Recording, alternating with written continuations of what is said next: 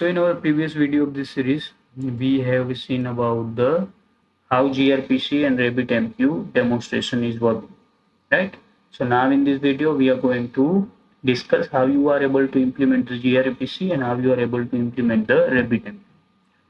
So in the quick few minutes, we are going to see the configuration and thing. Yeah. So hello everyone, my name is Manoj Jadeja और मैं आप सभी का मेरी channel debug diaries में स्वागत करता हूँ.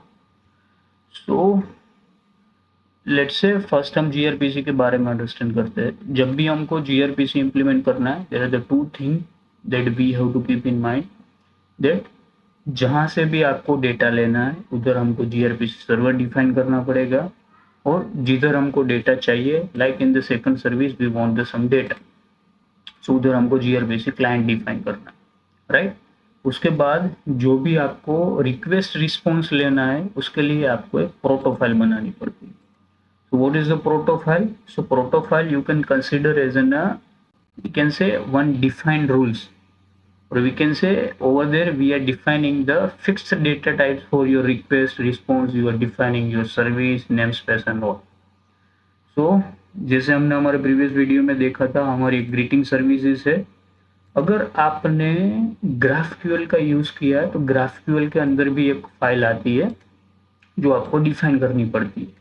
Once you define that kind of file and afterwards you will build the project, the compiler is going to generate the particular services or we can say the specific classes for that file.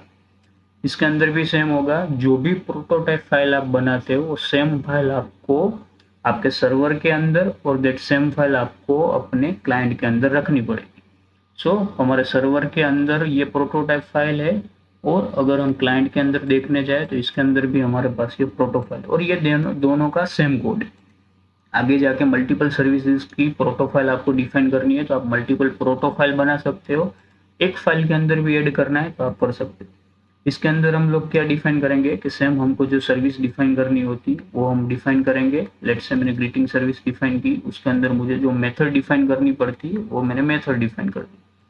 उसके अलावा जो भी मुझे request बनानी थी, मुझे जो reply banana, that means कि मुझे रिस्पॉन्स बनाना, that I have define here. Now what I have did here, so मैंने इधर एक नेम स्पेस डिफाइन की है. इसके अंदर अगर देखने जाओ क्लाइंट के अंदर तो मेरी नेम स्पेस का नाम है gRPC client.protos. सर्वर के अंदर देखने जाओ तो मेरा सर्विसेज का नाम है, मतलब नेम स्पेस का नाम है gRPC server.protos. This particular namespace will be different into the server and into the client. Why? मैंने जैसे बोला कि जब आप प्रोजेक्ट को कंपाइल करोगे तो आपका bin obj फोल्डर है, उसके अंदर एक ऑटो जनरेटेड फाइल जनरेट होगी, और once that auto generated file is generated, this will be the namespace of that particular generated file. So now let's say अभी मेरा इम्प्लीमेंटेशन है तो मैंने एक सर्विस करके फोल्डर बनाया, उसके अंदर मैंने ग्रीटिंग सर्विसेज का इम्प्लीमेंटेशन बनाया. नाउ इसके अंदर आप देखने जाओ तो इम्प्लीमेंटेशन में मुझे ये greeting service dot greeting service base करके इनहेरिट करना पड़ेगा एक सर्विसेज को, और ये ऑटो जनरेटेड फाइल है. ये फाइल मैंने कहीं पर भी डिफाइन नहीं की है, इधर आप देख सकते हो, right. Generated by the protocol buffer compiler, do not add. So ये fix एक define, you can say this is the fixed coding that you have to do for this particular prototype.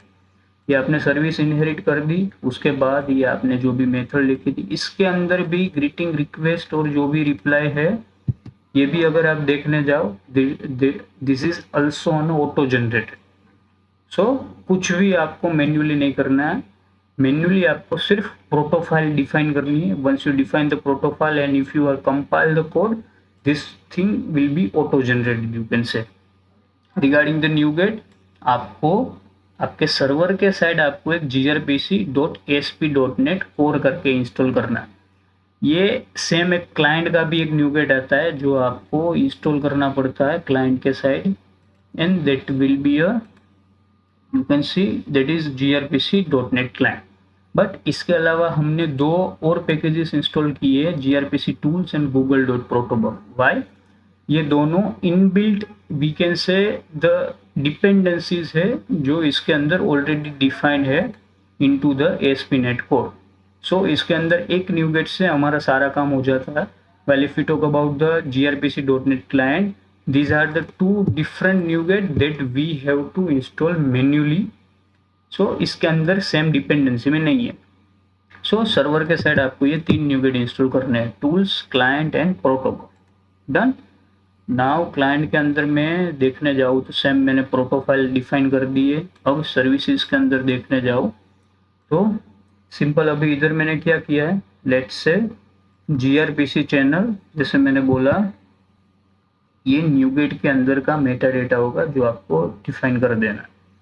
Once I have defined, there will be a one path that I have to give as we are getting the data from the service one. So मैंने उसका एक path define किया. उसके अलावा मुझे जो भी मैंने सर्विस बनाई है like greeting service dot greeting service client, और ये भी फाइल जैसे मैंने बोला प्रोटोबफर के थ्रू ये ऑटो जनरेटेड है sir. So with the use of that I have received the data from the service one. So you can see the await client dot get greeting async. ये client आपने पहले define कर दिया. Client के अंदर जो भी मेथड है तो आपको ये कॉल करना है. और ये जो भी मेथड आप देख रहे हो this all are the auto generated file. So the one thing that you have to keep in your mind and that is only proto file. So अगर एक बार आपने प्रॉपरली अपनी प्रोटोफाइल डिफाइन कर ली उसके बाद इजीली आप अपनी सर्विसेज डिफाइन कर सकते हो. So once you define your services, simple ये सर्विसेज को मैं कंट्रोलर के थ्रू कॉल करूंगा. Yeah, so that's simple. Regarding the, we can say the program CS file. So server के अंदर आपको सिर्फ ये एक add gRPC करके ऐड करना है. So you have to register particular, we can say the services. ये आपने एक सर्विस रजिस्टर कर दी. उसके बाद आपने जो भी इम्प्लीमेंटेशन बनाया है वो इम्प्लीमेंटेशन आपको gRPC सर्विसेज में मैप करना पड़ेगा. Right. So you have to define like map gRPC service. और हमने एक इम्प्लीमेंटेशन फाइल जैसे बनाई थी greeting service implementation, whatever the name you want to give you are able to do that. Right. So ये आपको map करनी पड़ेगी. Regarding if we talk about the gRPC client, gRPC client के अंदर आप देखने जाओ तो सिर्फ आपने जो भी सर्विसेज डिफाइन की है that service you have to, we can say define the scope of that service. Rest दूसरा कुछ भी कॉन्फ़िगरेशन क्लाइंट के साइड नहीं है. whatever the thing now you are going to demonstrate that will be only run with the use of a protofile, we can say, or the auto generated file with the use of a protofile. Done. Simple, clear. अगर आपको ये कुछ भी demonstrate करना है, code देखना है तो रेपो में से आप कोड लेके देख सकते हो.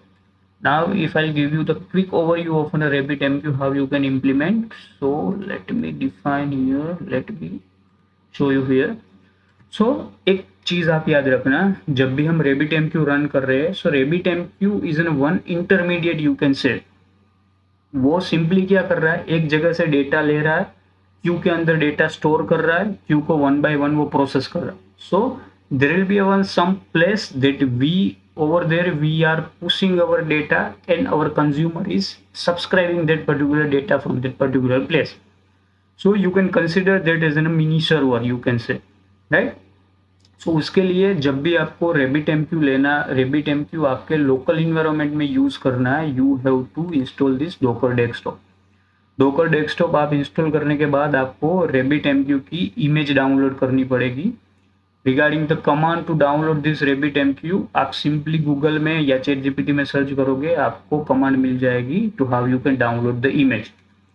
सो आपको ये सिंपल RabbitMQ की इमेज डाउनलोड कर देनी है. Once you download the image you have to just run this particular image. आप रन करोगे तो एज अ कंटेनर वो रन हो जाएगा और इस पोर्ट में आप उसको देख सकते हो. सो ये आपने क्या कर दिया, टू वे डिफाइन, मतलब एक प्लेस पर्टिकुलर डिफाइन कर दी specifically for to the we can say for our local environment.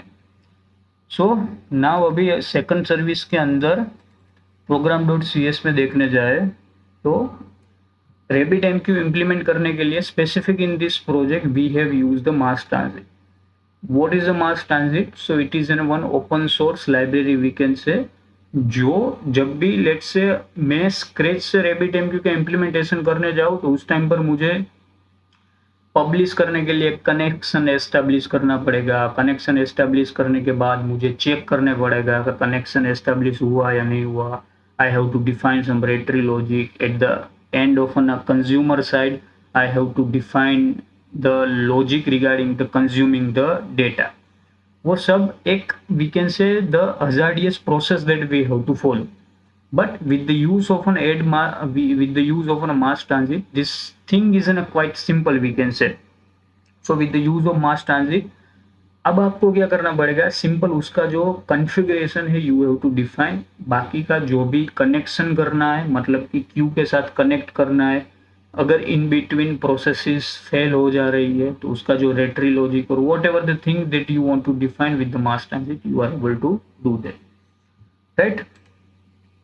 So server के साइड मतलब कि सेकंड एपीआई के साइड जहाँ से मुझे पब्लिश करना है डेटा, उसके अंदर मुझे क्या करना है, एक सर्विस डिफाइन करनी है लाइक एड मास ट्रांजिट। उसके अंदर मुझे मास ट्रांजिट आप काफका के लिए भी यूज कर सकते हैं, सर्विस बस के लिए भी यूज कर सकते हैं, एज पर माई अंडरस्टैंडिंग। सो इसके लिए स्पेसिफिकली मुझे RabbitMQ यूज करना है, तो मैंने किया x.use RabbitMQ। इसके अंदर मैंने एक होस्ट डिफाइन कर दिया। बाय डिफॉल्ट यूजर नेम और पासवर्ड गेस्ट ही होता है अगर आपका स्पेसिफिक RabbitMQ का अकाउंट है। So that user name and password you are able to define here, right. Once you do that, now into the our third service, इधर भी मुझे एक चीज करनी पड़ेगी। क्या करना पड़ेगा, मास ट्रांजिट मैंने डिफाइन किया, उसके अलावा मुझे कंज्यूमर करना पड़ेगा, कंज्यूमर एक ऐड करना पड़ेगा। तो मैंने एक फाइल ऐड की है, इसके अंदर आपको कंज्यूमर सर्विसेज इनहेरिट करनी पड़ती है, लाइक आई कंज्यूमर इंटरफेस मैंने इनहेरिट किया। So with the use of that I am able to get the functionality और I am able to use the functionality of the consumer, I can say. Done. उसके बाद मैंने RabbitMQ इधर define कर दिया। RabbitMQ के अंदर हमने होस्ट जैसे हमने सर्विस 2 के अंदर डिफाइन किया था, और इसके अलावा हम एक चीज़ ज़्यादा इधर डिफाइन करेंगे and that was our queue name. So मैंने जो भी डेटा पुश हो रहा है हमारी सेकंड सर्विस से, that data we have to receive into the our consumer side. So वो डेटा किस क्यू के थ्रू हमारे पास आएगा, that I have to define. तो वो same thing I have define here, that greeting notification queue, ये मैंने क्यू डिफाइन कर दी, और क्यू डिफाइन करने के बाद जो भी मेरा कंज्यूमर है उसका मैंने कॉन्फ़िगर कर दिया। Done. So this is the simple configuration you have to do for that. Now consumer में आप देखने जाए, डन। तो कंज्यूमर के अंदर कंज्यूम कंटेक्स्ट पास करना है, ये डिफाइन प्रॉपर्टीज है। Once you pass this you are able to receive that particular name. Done. अगर हम सर्वर सेकंड सर्विसेज के अंदर देखने जाए कंट्रोलर के अंदर, सो पहले भी जैसे हमने देखा था with the use of publish endpoint, ये भी मेटा डेटा ही है। Once you install the NuGet you are able to use this particular interface as well, right. So you have to write this I publish endpoint. Once you define this you are able to access this publish method of this mass transit. So you are able to use this publish, and you can now do the, or you can push the some whatever the data you want to do. So मैंने greeting notification करके let's say एक ये file बनाई। Done. ये greeting notification है, उसके अंदर user है, मैसेज है जो मैंने पास कर दिया, और that thing I am passing here. Now one thing that you have to keep in your mind, that mainly mass transit जो डेटा कंपेयर करता है उसको कैसे पता चलेगा, मैंने जो सर्विस 2 से मतलब मेरी सेकंड सर्विस से डेटा पास किया, that same data I am receiving into the my notification service. तो ये चीज़ डिफरेंशिएट और ये चीज़ आइडेंटिफाई करने के लिए वो मेनली डेटा टाइप का यूज़ करता है। मतलब पब्लिश करने के टाइम मैंने ग्रीटिंग नोटिफिकेशन पास किया है, दैट मीन्स कंज्यूमर के side it want a same notification or it want a same class that greeting notification। अब आपके माइंड में एक सवाल होगा, लेट्स से इधर मैंने ग्रीटिंग नोटिफिकेशन बनाया है, वो सेम क्लास का मैं दूसरा सेम नेम का उधर बना देता हूँ नोटिफिकेशन के side, that greeting notification, so that is going to work और नॉट, या so that is not going to work, right. Service 2 के अंदर जो भी आप नोटिफिकेशन का क्लास डिफाइन करते हो उसकी नेम स्पेस अलग होगी, whatever the name that you are defining into your notification service, उसका भी सिर्फ आप क्लास नेम सेम कर सकते हो और उसकी नेम स्पेस सेम नहीं हो सकती, so that will be a different। So what you have to do that into the particular, we can say that one environment you have to define this your class. सो इसके अंदर दोनों को common रखने के लिए मैंने क्या किया, एक सेट डॉट कॉन्ट्रैक्ट करके किया है, और इस कॉन्ट्रैक्ट के अंदर मैंने ग्रीटिंग नोटिफिकेशन क्लास बना दिया. So now this same notification class I am using into the my second service, into the my third service. So अभी दोनों का डेटा टाइप सेम हो गया. So now mass transit is able to easily get that whatever the data I'm passing from the service to, that same data I'm receiving into the my notification service.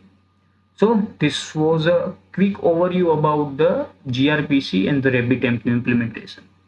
इसके अंदर आपको through out the process जानना है, मतलब how we are able to do the actual process of RabbitMQ and the gRPC. Just comment it down below. I will try to create a separate playlist for the gRPC and separate playlist for the RabbitMQ as well. But this is just an overview of how you can do that. Regarding the code structure and regarding the repository, as I have told earlier, you can get it from the description as well. Yeah, so that's it. Thank you.